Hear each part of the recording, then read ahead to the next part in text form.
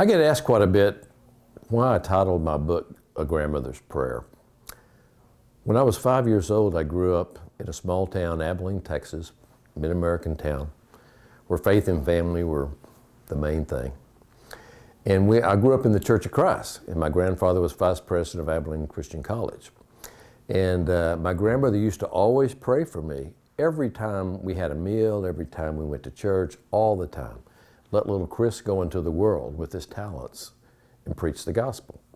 Well, in the Church of Christ, if you know anything about that denomination, the Church of Christ believes you follow the Bible exactly like it says. And the Bible means in the New Testament exactly what it says. So if it says go into the world and preach the gospel, that doesn't mean go into the areas you can get to. That means go into the world. So as a 5-year-old boy, as I'm trying to process this, even though my grandmother was great motives, it was really concerning me and putting a heavy weight on me, because my thought was, if I don't go into the world and preach the gospel, will I go to heaven? So I carried that for many years. It became my prayer. Well, then you fast forward to going to Nashville, not knowing one person in Nashville with $100. And it wasn't too long before I was doing an album with a group called Dogwood at Belmont Church of Christ. They were in their coffee house. Word heard that and then said, would I do B.J. Thomas, who was a big rock star at the time, big pop star. So this is the second album I ever produced. And that went gold and is now platinum.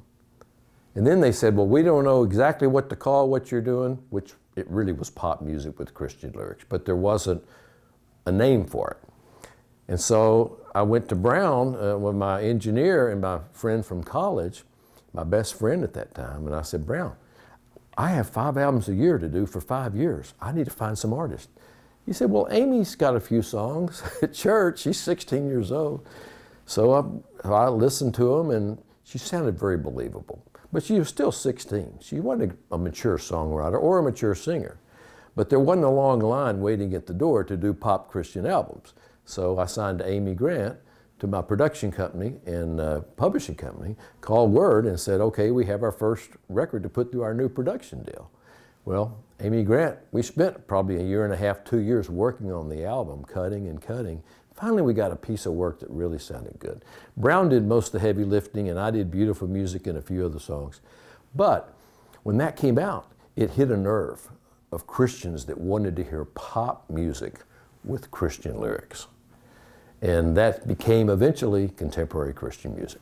So many things happened to me in my life that really shouldn't happen.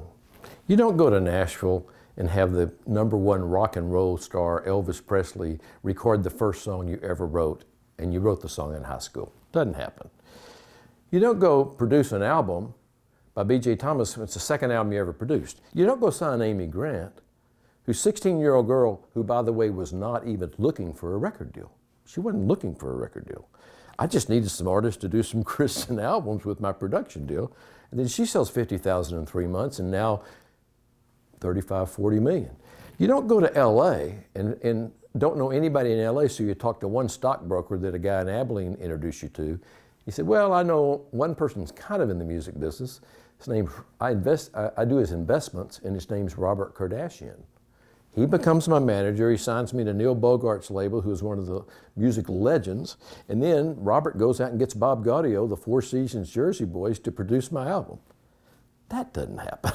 So my whole life these things just don't happen. And I didn't realize, I thought God was just kind of blessing me. And when I actually started writing the book, A Grandmother's Prayer, which wasn't called A Grandmother's Prayer, it was about my journey. But as we started writing this book, I realized that was a burden that I carried with me. How am I going to go into the world and preach the gospel? And it was my grandmother's prayer that I go into the world and preach the gospel. And these things that happen shouldn't happen. You shouldn't sign a 16-year-old girl that sells 40 million records. And we started an industry that we called Christian pop, but is now called contemporary Christian music. And that's when I realized this really was the answer to my grandmother's prayer.